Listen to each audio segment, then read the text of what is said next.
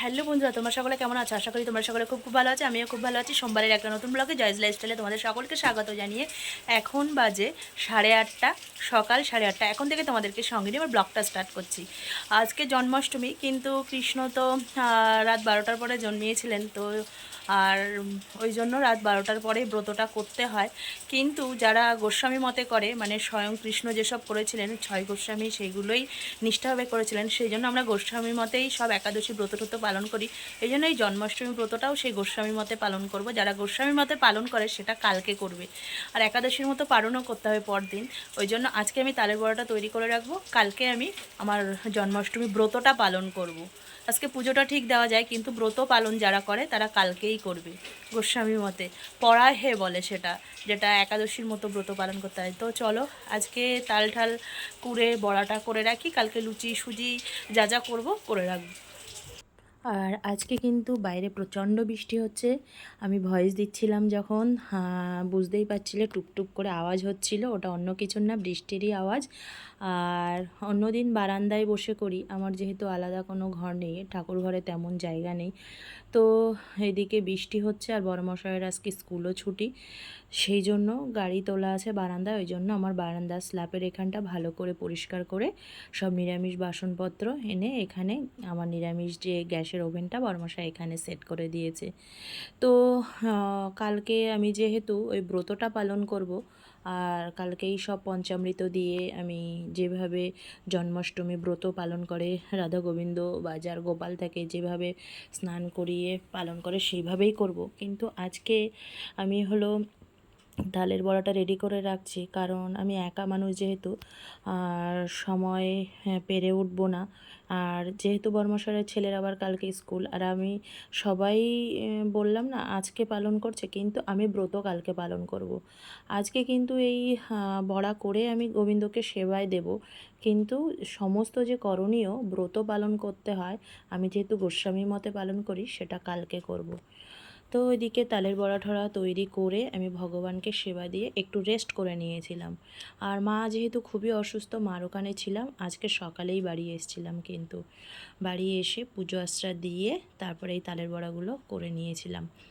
আর প্রত্যেক দিন আমার এমন একটা অভ্যাসে পরিণত হয়েছে, সকালবেলা তো ঘর মোছা হয়, বিকেলবেলা সারা ঘর বাড়ি দিয়ে আর কি বারান্দা দিয়ে রান্নাঘর দিয়ে না মুছলে আমার যেন একটা অস্বস্তি বোধ হয়, মনে হয় কি কিছু একটা ঠেকছে আমার পায়ে। ওই জন্য সব ঘর বাড়ি মুছে নিয়ে সিঁড়িতে জল দিয়ে নিয়েছি, আর মপ দিয়ে মুছে নিয়েছি, আর রান্নাঘরটা মোছা হয়ে গেছে, সিঁড়িটা আর একবার জল দিয়ে নিলাম। আর এদিকে টাইমের জল এসেছে বলে আমার কাজগুলো করতে খুবই ভালো হয়েছে। তো টাইমের জলটাও আমি বাইরের কল থেকে ভরে নিচ্ছি।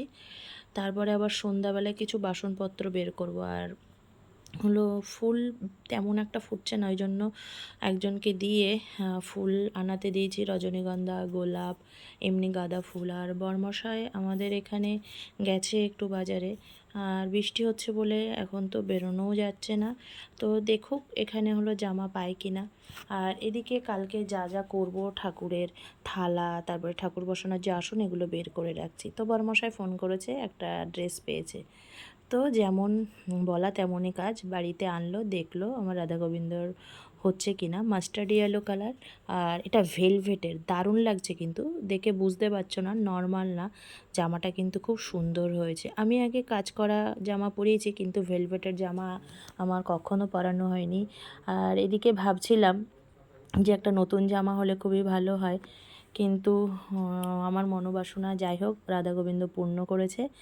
আর ভাবছি সকালবেলা দেরি হয়ে যাবে, ওই জন্য পীতম্বরী যে পাউডারগুলো থাকে, লিকুইড হয়, সেগুলো আমার ঘরে আনা থাকে, ওইগুলো দিয়ে আমার রাধা গোবিন্দকে ভালো করে আর কি পরিষ্কার করে নিচ্ছি। আমার সন্ধ্যা পুজো দেওয়াও হয়ে গেছে। আর এদিকে আমার ভিডিওটা কেমন হচ্ছে জানি না, শোনাবো ভিডিওটা করিয়ে দিচ্ছে আর কি, করে দিচ্ছে। আর এদিকে বললাম না কিছু বাসনপত্র কালকে লাগবে, যেহেতু পঞ্চামৃত করব, ওই জন্য বাসনপত্রগুলো এই ঠাকুর পরিষ্কার করে স্নান করিয়ে নিয়ে মেজে নেব। কালকেও আবার করাবো, আজকে যেহেতু আঙুল দিয়ে এটা ঘষে নেব, এমনি কোনো কাপড় দিয়ে ঘষার দরকার নেই, কারণ কিছুদিন আগে আমি আমার রাধা গোবিন্দকে ভালো করে পরিষ্কার করে নিয়েছিলাম। তো দেখো সুন্দর করে পরিষ্কার করে নিচ্ছি, আর সাদা একেবারে ধপধপ করছে, কিন্তু ভালো করে বুঝতে পারছো না কারণ আমার সোনা বাবা ভালো করে ক্যামেরাটা ফোকাস করতে পারছে না। একটু আঙুল দিয়ে ডললেই পরিষ্কার হয়ে যায়। আর অনেক দিন যদি না করা হয় আঙুল চেপে চেপে করতে হয়, কষ্ট হয়। আর আমি একটা নতুন ব্রাশ কিনে রেখেছি, সেটা দিয়ে ওই যে খাতে খাতে ব্রাশ দিয়ে ডলে পরিষ্কার করে নিই। ওদিকে তো কাজ বাজগুলো করে নিয়েছি ঠাকুর ঘরে, আর যেগুলো কালকে আর কি লাগবে সেগুলো বের করে নিয়েছি, সকালে আর অসুবিধা হবে না। আর তারপরে সোনা বাবাকে পড়াতে এসেছিলাম, পড়িয়ে নিয়ে চলে যাচ্ছি আমার কাজকর্মগুলো করতে। আর ওকে কিছুটা কাজ দিয়েছি, বললাম না এক্সট্রা বাসনপত্র আছে, আর সকালে বাসনপত্র মাজতে গেলে আমার যেহেতু কাঁসার বাসন সব দেরি হয়ে যায়। স্টিলের গ্লাস একটা আছে যেখানে আমি জল সংখ্যের আর কি জলটা রাখি। আর কাল যেহেতু ব্রত করব, একটু ফল প্রসাদ বেশি দিতে হবে, ওই জন্য বড় থালাগুলো সব বের করেছি। পুজো আশ্রার দিন আমি বড় থালাগুলো বের করি তাদের সেবা দেওয়ার জন্য, নিত্য সেবার থালা তো আলাদাই। তো ওইদিকে বাসনপত্র মেজে এসে রাতের ডিনারের জন্য ডালিয়া করে নিচ্ছি। আর আজ আমি নিরামিষ খাচ্ছি, আমার সঙ্গে ছেলেও বরমশাইও খাচ্ছে। দেখো এদিকে আমার আর ডালিয়াটা রেডি হয়ে গেছে। ডালিয়াটা ঠান্ডা করতে দিয়ে ছেলেকে আর বরমশাইকে বললাম তোমরা খেয়ে নাও, আমি আসছি।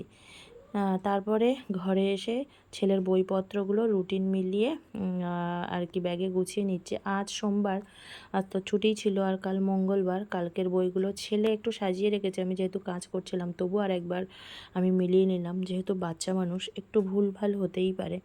তবু একটা একটা করে রুটিন দেখে আবার মিলিয়ে নিচ্ছি। আর ও বাচ্চা মানুষ তো, যেহেতু 16খানা বই খাতা ও একেবারে ঢোকাতে পারে না, ওই জন্য আমি সব রেডি করে দিচ্ছি। ওরা ওইদিকে খাচ্ছে রান্নাঘরে, আমি এদিকে ওর বইপত্র গুছিয়ে তারপরে খাটটা একদম ঝেড়ে ঝুড়ে তারপরে রান্নাঘরে যাব। তো আজকের পুরো এই ব্লগটা কেমন লাগলো তোমরা অবশ্যই জানিও। অনেক দিন আমি তোমাদের সঙ্গে কোনো ব্লগ শেয়ার করতে পারি না। আর আমার এই ব্লগটি ভালো লাগলে বন্ধুরা তোমরা অবশ্যই লাইক, কমেন্ট, শেয়ার আর সাবস্ক্রাইব করে দিও। টাটা বন্ধুরা, তোমরা সকলে খুব ভালো থেকো ও সুস্থ থেকো। আবার দেখা হচ্ছে নেক্সট কোনো নিউ ব্লগে। আর কালকে আমার রাধা গোবিন্দের কীভাবে আমি সেবা করব তোমাদের সঙ্গে কিন্তু অবশ্যই শেয়ার করব। আর প্লিজ তোমরা আমার পাশে থেকো আর আমার ব্লগগুলিকে বেশি বেশি করে দেখো। তোমাদের একটা লাইক আমাকে ব্লগ বানাতে অনেক মোটিভেট করে তোলে কিন্তু।